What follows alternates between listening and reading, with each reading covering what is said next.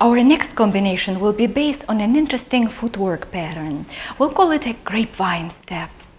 Cross step forward, step sideways, cross step toward the back, and touch.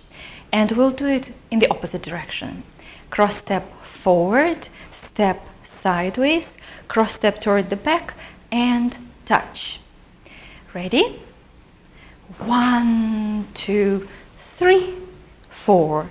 1, 2, 3, 4.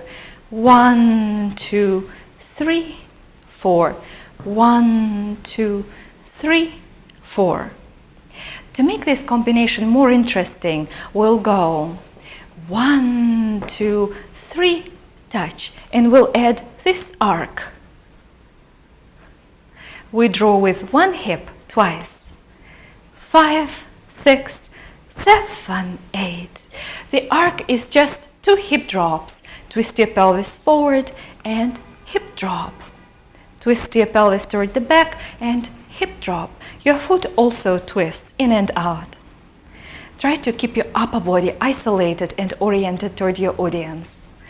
Drop and drop. Drop and drop. Arc and arc. Arc and arc. And on the other side, 1, 2, 3, 4. 1, 2, 3, 4.